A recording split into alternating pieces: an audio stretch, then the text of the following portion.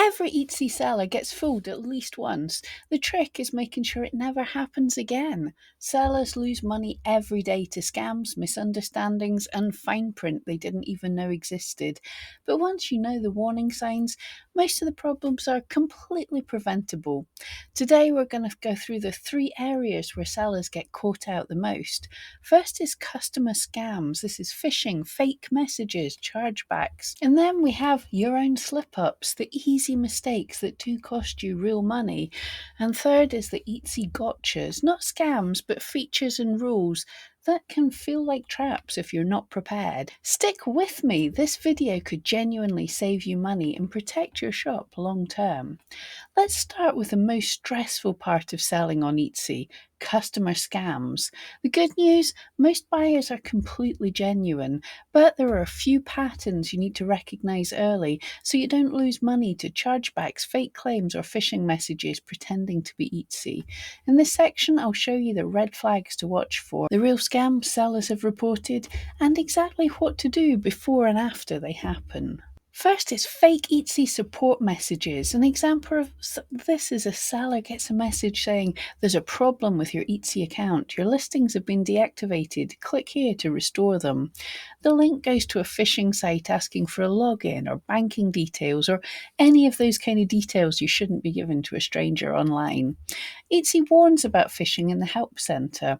Their article, "Recognising and Reporting Phishing."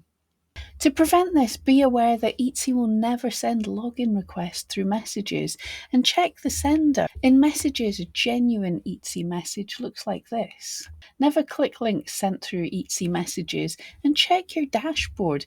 Etsy will announce things if there's something wrong with your account. You'll see it there. When it happens, if you've clicked something, you might want to change your password immediately, enable 2-factor authorization, and report the message to Etsy using the report this message inside the Etsy chat. Chargeback fraud. An example of this is the customer will complain, "I didn't authorize this purchase," after they've already received the item. Seller ships, loses the product, and then the bank reverses the payment. Etsy has an article for this as well to see what you can do. But to prevent this, use tracked shipping, add a signature for high value orders, and keep proof of delivery. And then make sure that your listings are eligible for Etsy Purchase Protection Program. Submit to Etsy the tracking, the proof of the item sent, and the Etsy customer messages, and Etsy may cover it under purchase protection. The item never arrived and the address scam. In this case, the buyer gives the wrong address, then claims non-delivery and wants a refund. To prevent this, always ship to the address shown in Etsy orders and never change the address via a message request. I know this is bad customer service. I really don't like this, and I have sometimes changed addresses when requested from a good customer. When that happens with the customer, provide the tracking, the Etsy policy reference, because Etsy does state that sellers are not responsible for incorrect addresses provided by a buyer. But also check the laws in your country and in the customer's country just to make sure that you are not responsible for this. Country laws trump Etsy laws. The return empty box scam. This time the customer returns a box with a cheap item or nothing inside.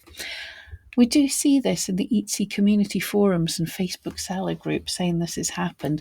I will say it is pretty rare on Etsy, but other platforms this happens as well. Make sure you photograph your packaging process for high value items and weigh your parcels on dispatch and return.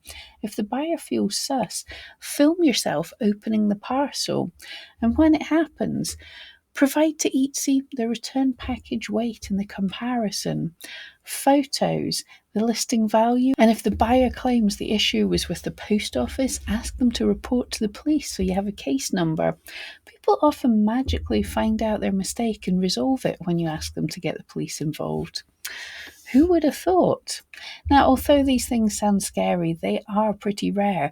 Most customers are lovely and things happen that are not their fault. Try and work with a customer where you can and keep everything in Etsy messages so Etsy can check if you need their backup. But don't But don't immediately disbelieve the customer. Things do happen. So, next we have the things that don't come from bad buyers or from Etsy, but from the simple mistakes we make ourselves. And honestly, these are the easiest to fix once you know what to look for. From slow shipping penalties to not qualifying for the purchase protection program to sending the wrong items or using vague photographs. I'm going to walk you through the most common seller slip ups and how to prevent them so they never drain your profits again.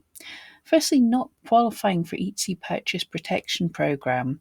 If an order goes wrong and you don't meet the requirements, Etsy may refund the buyer from your earnings. Requirements include things like tracking with delivery, shipping on time, listing policy compliance and accurate descriptions, and also the price of the order. So, for example, if a seller uses untracked shipping and the item's lost, Etsy will refund the customer and you will lose the money. They'll refund it from your funds. So to prevent this, use tracked shipping, add your processing times and follow them, and follow the rules in your shop. Consider the impact. If your sales frequently are over the Etsy Purchase Protection Program limit of $250 or $500 during the holidays, factor in the fact that occasionally Etsy may refund things out of your money, so you might need to build in a little extra bubble into your prices or not accept large orders. Offsite ad surprises. Some sellers suddenly get, I made a $20 sale and Etsy charged me an extra $4 in ads. This can be the Etsy offsite ads, and it can add up to 15% to the fees on your listing. And you are automatically opted into this when you open a new shop. So you want to check whether you're enrolled in this or not. If you haven't unenrolled from it, then you are enrolled in it. If you've made more than $10,000 in one calendar year, you're automatically enrolled in it. And so check that fee structure. It's either 15% or 12%, depending on how big your shop is. Price your products to include that ad cost. Now, that doesn't mean adding 15% on top of all of your listing prices, but if you think perhaps 10% of your sales will come from offsite ads, add 1.5% to the cost of your listing, and then it will even out over time. And the same if you think 5% are going to come from offsite ads, add 3%. And if you missed this and it does happen to you, what to do? Update your pricing in future, learn from your mistakes, and consider opting out if you're eligible. Another common thing is shipping costs are underestimated. You charge $3 for shipping postage, but it ends up being $6. And you, the seller, have to pay that difference. So obviously you want to prevent this. Weigh your items packaged, weigh it how you're going to send. Use shipping profiles and add a little bit of a buffer. At different times of the year, shipping companies do up their prices and it can be a bit of a surprise. So keep an eye on that. And if you've got a little bit of a buffer, if you miss it, it's hopefully not too bad. Trademark takedown. A seller uses phrases like Taylor Swift, Disney, Nike, and the listing's removed, money lost, sometimes funds withheld, or even a shop can be closed down. And the sellers get mad because you've seen everybody is selling stuff like that on Etsy. Well, in this case, I'm afraid you have to check what the law is. Plenty of people might be selling things like this because they haven't been caught yet, so it can be a nasty surprise. Check what it is legal for you to sell, and it's very unlikely to be something like Disney if you don't have permission. And if you get permission, you're likely to be an awesome shop making a large amount of sales, and you will be paying Disney a large amount of money for that. And finally, let's talk about the things that feel like scams but are really just Etsy's system, fees, or policies catching sellers off guard. Things like unexpected offsite ad charges, deactivated listings, or Etsy taking refunds out of your account because your order didn't qualify for protection. These aren't scams, but they absolutely feel like one when you wake up to a negative balance. I'll break down each one and show you how to stay protected.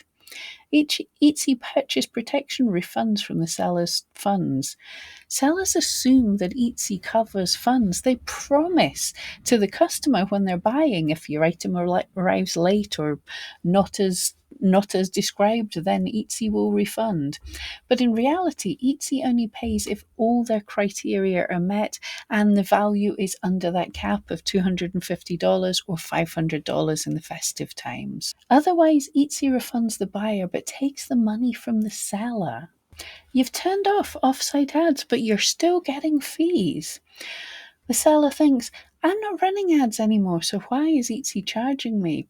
If a buyer clicks on an Etsy ad within 30 days, Etsy charges that fee, even if the final purchase was direct from social media. So the person might have found your shop due to an ad. You might have since turned off the ads. They've spoke to you, you've sent them a custom order link, or they've come through social media or from somewhere else. But that 30 days is still counting down from that first click on the offsite ad, so you can still be charged for it. Reserve holds. Etsy may hold funds for 45 to 90 days, and it feels like Etsy has kept money. Well, it doesn't feel like it. Etsy has kept money, and this is for new and high-risk shops especially. Now, it's better now than it used to be, but it's still a nasty surprise when sellers make their first sales and they need the money to buy new stuff. So be aware, look into these articles that I'll link to figure out what's happening with reserves, or to figure out the best you can. It still seems very confusing. Automatic refunds. Sellers report Etsy refunding buyers without consulting the seller, especially in disputes. And yeah, this does happen. Etsy will often, if a seller complains about something, the item wasn't as expected or it didn't arrive on time, even if you have even if you have the tracking and you know the item's on the way, if the customer raises a case with Etsy, quite often Etsy just refunds automatically. This is why I say make sure you're eligible for the purchase protection program, because there's not a whole lot you can do about this. If you're eligible, then at least Etsy's refunding out of their own money. I've spoke at length about this before, why I do not like that Etsy's training customers to expect their money back, but it's not their money, it's our money. But anyway, there's nothing much we can do about it. Just be aware of the purchase protection program, as I've said in all the other sections. Anyway, that's loads you need to protect yourself, your shop, and your income on Etsy. And if I've missed any, please let me know in the comments below. Remember, most of these scams aren't really Etsy trying to get you. They're just mistakes, misunderstandings, or things sellers were never taught. When you know the rules, you're in control and your shop is much safer because of it. If this helped you feel more confident, give this video a like so more sellers can avoid losing money. And if you want deeper help with SEO, listing trends, or spotting red flags before they cost you, make sure you're subscribed. Drop a comment if you've ever run into one of these situations. Your experience may literally save another seller from disaster.